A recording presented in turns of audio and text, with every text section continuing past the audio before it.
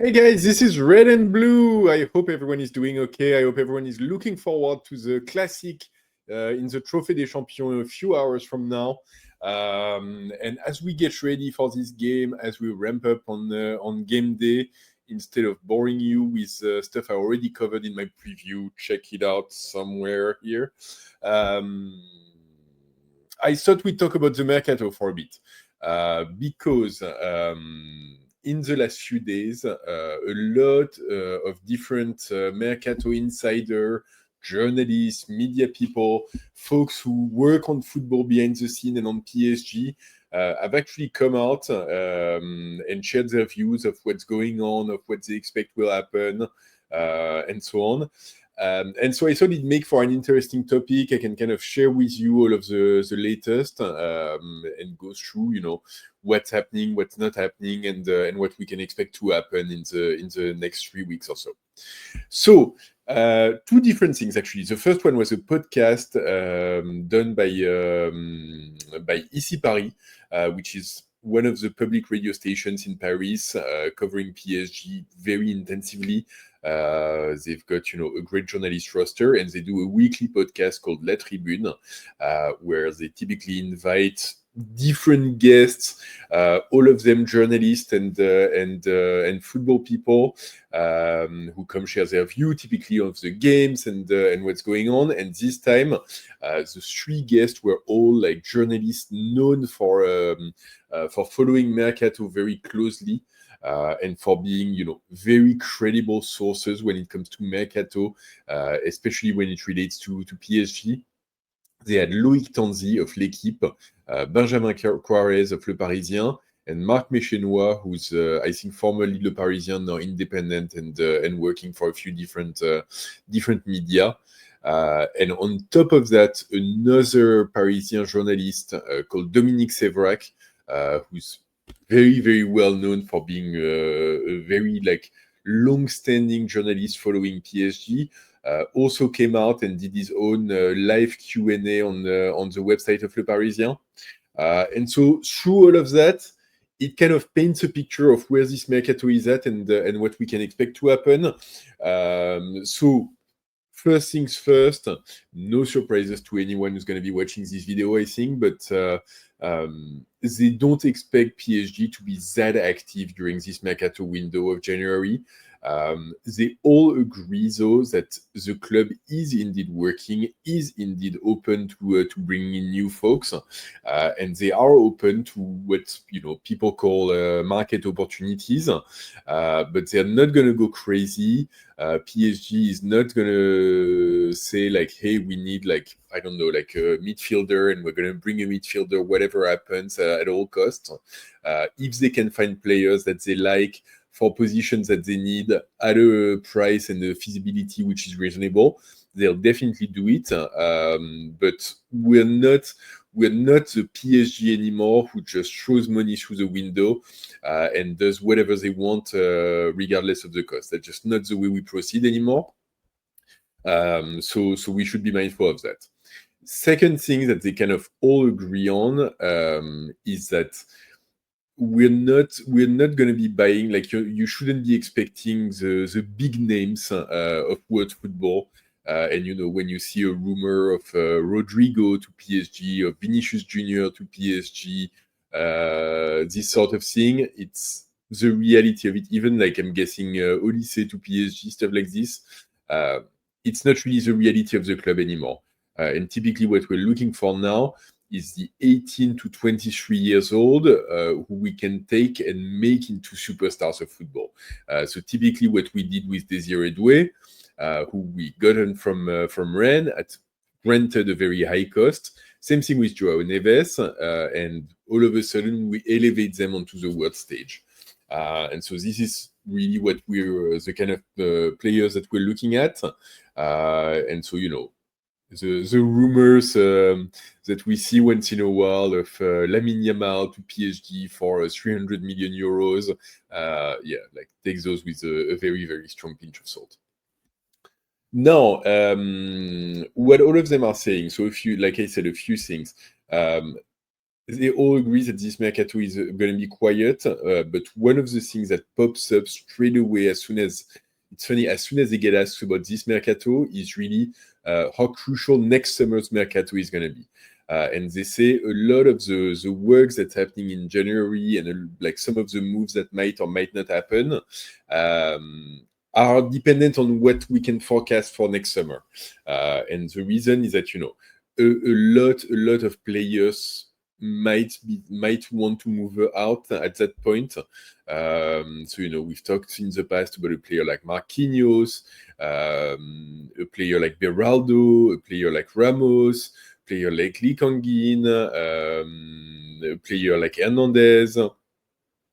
There's quite a few players who in January, in summer, might be tempted to move out. And so in this context, there's a lot of, work being done behind the scenes to get ready for that instead of just like fast tracking into January. Also, some of the big things that are going to be like talked about this summer, potentially, obviously, like we don't yet know 100%. Barcola is going to be a very hot topic. He still hasn't extended, and so might be tempted to go see elsewhere. Even for PSG, it might be something that we think about in terms of how we evolve the attacking line. In the same vein, Dembele, there's still a lot of question marks. He also hasn't extended his contract. Obviously, the Ballon d'Or completely changed his status and completely changed his expectations. The new system of contract in Paris, where there's a fixed salary, but then like a lot of it is on bonuses and schemes tied to performance. It's not playing in his favor for a player who's often been injured in his career. He doesn't want to put a big chunk of his money into things he's not certain to cash. So that's part of the conversation. And I think, from other sources, having heard that, we kind of also everyone expect to see how quickly and how much he comes back to peak performance, and whether that first half of the year remains kind of a miracle time in his career. But most in the club believe that he'll be able to get back, if not quite to that level, to like something very similar and very close. And so the question will be like if that happens and how quickly it happens and how much it happens. So that's for Dembele. Apart from this, a lot of work being done on contract extension. So I mentioned those two, but also Mayulu. Mayulu, there's been a contract offer that's been given to him. He countered it with his own proposal, and they're negotiating back and forth at this point. His agent is actually someone that Luis Campos and his team are very, very close to. Apparently, it's the same agent as I'm blanking out. The Mike Maignan, the goalkeeper of France, formerly of Lille, and so he worked with Luis Campos there. Luis Campos helped develop him, so yeah, there's very close ties, and so hopefully that should play out in our favor. Another one who's going to be out of contract at the end of next season is Fabian Ruiz. And Fabian Ruiz is mentioned in a press conference a few weeks back that he's very happy in Paris, that he's settled here and enjoys it and so on. There's never been a lot of conversation about Fabian Ruiz, and especially when it comes to his contract. We'll have to see, but yeah, it could be a topic for next summer as well, because obviously we don't want him to go into the last year of his contract. At the same time, he's coming in on his 30th, so he's one of the older players in the squad, and so we might be tempted to just move him out and find someone to replace him. So I think that one is one to keep an eye on. There's not a lot of information coming out about it. Beyond that, Pacho contract extension already done, and it's just a matter of it being announced, but it's done and dusted, and so all of those things are really moving in the right direction. Now, in terms of players coming in, like I said, like the club definitely it's they've got a few profiles in mind, and I think everyone talks about a right attacker, left-footed right attacker, so someone who can be on the right flank and cut back inside and kind of dribble his way towards the middle of the pitch. Something we really don't have in our squad, and something that's kind of like a very obvious miss that we don't have. There's still conversations about a sub for Hakimi, even if Zaire Emery has, not put those conversations to sleep, because I think everyone would want to see Zaire Emery in midfield as well. But his level of performance covering for Hakimi has been really, really strong. To the extent where people in France are actually starting to wonder whether we'd want to try him on the right of defense for France. So that's really saying something. But so yeah, like those are positions that we're looking at. Midfield, central midfield as well. We might be a little bit short. The Engine 2 injury as well is really making a question mark. Yes, the Engine 2 injury is really creating a question mark for us in midfield. So that's something that we should be looking at. And then if players leave, Beraldo has kind of been looking at the market, but apart from Turkey, it doesn't look like anyone is really interested in him right now. And so for him, even if he wants to get more game time to make it onto the Brazilian squad, he also wants to do that within the realm of a top club. And it doesn't look like he's got many of those opportunities right now, so he might be staying for now.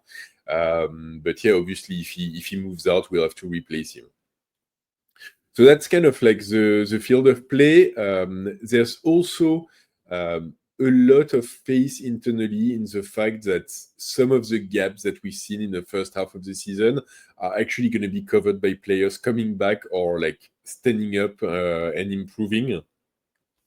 So a player like Mbaye, who's been having stellar performances in the African Cup of Nations. Also, like, check out my videos that I did yesterday if you haven't yet on AFCON.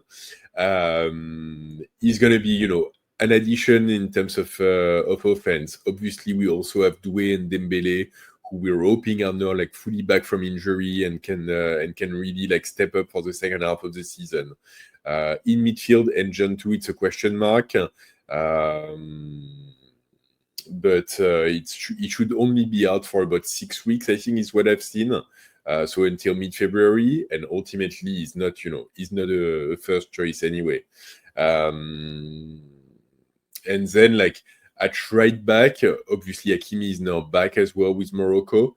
There's still a question mark of how do we cover for him, and do we need a player there? But yeah, like, all of those things, all of those conversations are happening, but there's a lot of trust in the players coming back, and a lot of hope that, if we want to go to get the double, if we want to like really get all of the trophies that we can get this year as well, we'll need to have our full squad. And I think there's no way around that. The club realizes that, and ultimately, like, we cannot, and the club doesn't want to, and personally I think they're right, we cannot kind of triple every position that we have. And there's a reality of the world, which is, when you have a player like Hakimi, for example, who's, the best in the world at his position, who plays like basically every match and certainly every big match, you cannot get like a top tier player to come in as a sub who's going to be playing, 20 games per season.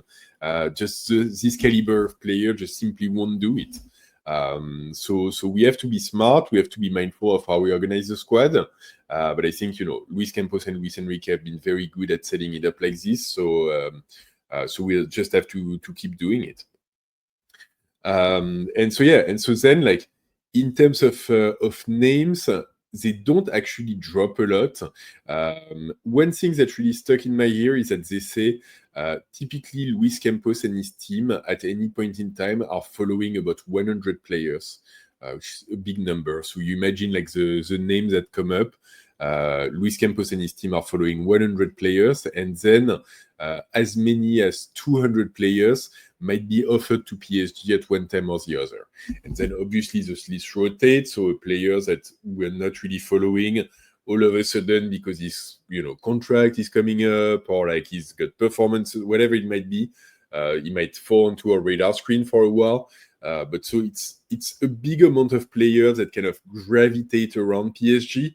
And all of those insiders, that's what they're saying, is that for them, it's really the hard part of their job, is figuring out among all of those names, which are the ones that are real and which are the ones that are just, yes, they're around and they're being talked about, but it's nothing really serious. There's no commitment.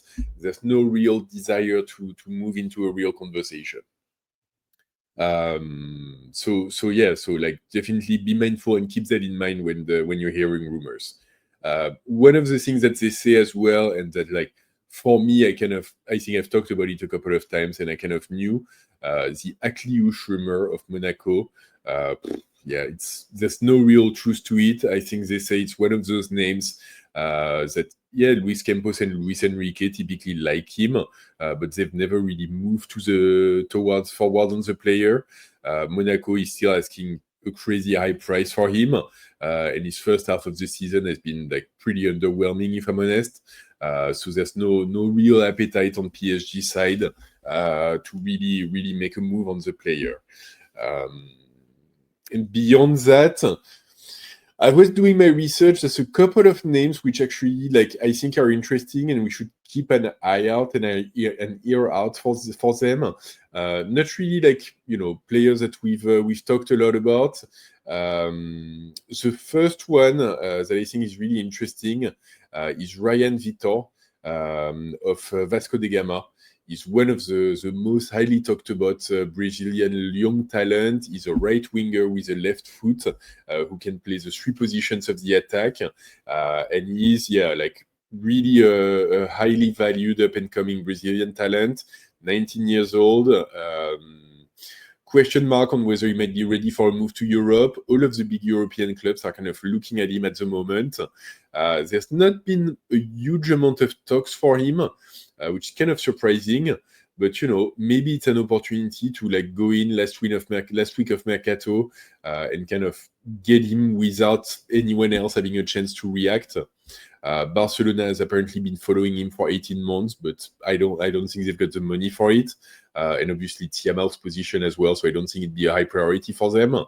It could be an interesting one. I keep an ear out for this one. Obviously, Brazilian teams, they're at the end of their season as well, so it's the right time to bring in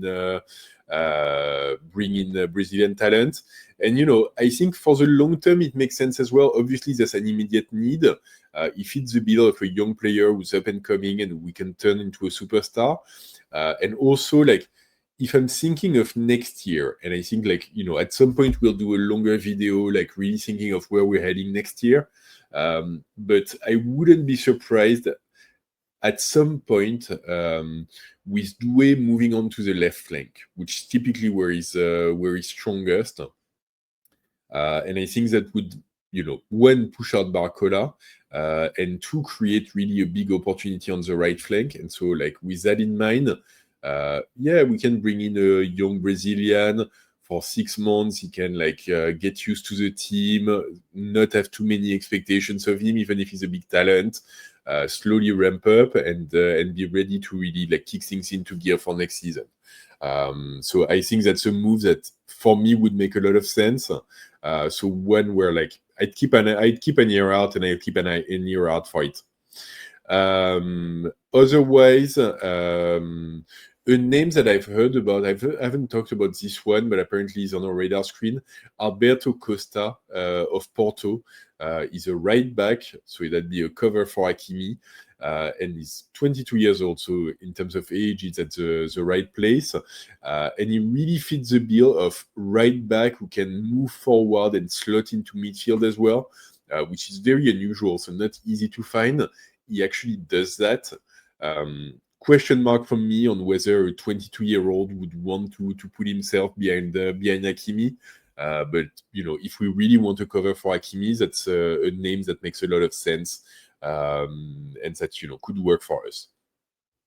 Then, in terms of midfields, no groundbreaking names. It's funny, Valentin Barco was on the list, but apparently Liam Rosenior is asking for him in Chelsea, so he might move to Chelsea instead. Ayoub Bouadi, might be on the market, but we haven't really heard much of it recently. I'd love to, but yeah, we'll see. Of Lille, obviously. And then Manu Kone, I think it's a long pipe dream. I don't really believe in it, but yeah, we'll see.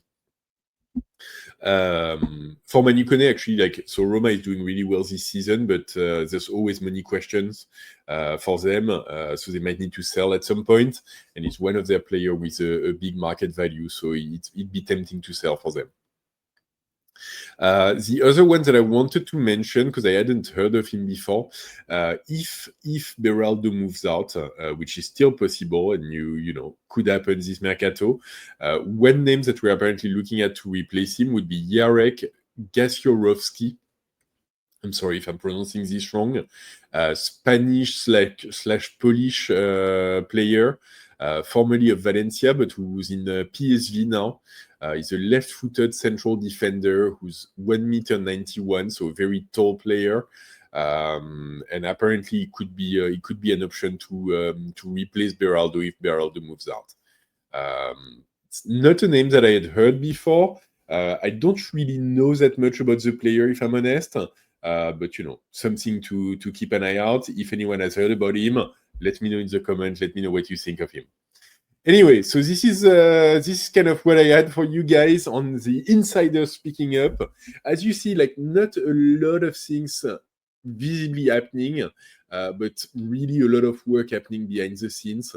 So stay tuned. Let's keep our hopes up. It's not like we need a massive amount of work on the squad anyway, but yeah, it's still seeing one or two recruits at most would be good for us. We'll see if we manage to make them happen. Completely trust in Luis Campos and Luis Enrique. Also completely agree on not, spending where we don't need to spending on things that we might regret later on. Let's have patience and let's trust in the squad that we have. Anyway, let me know in the comment what you think of all of this, whether anything of it was news to you and anything in particularly interesting from your perspective.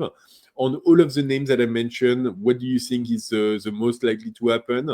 And then if you've made it so far, as always, please drop a like on the video. It really helps. Please subscribe to the channel if you haven't subscribed yet. Hit the bell to get notified. And don't forget, in Kuwait today, ici c'est Paris!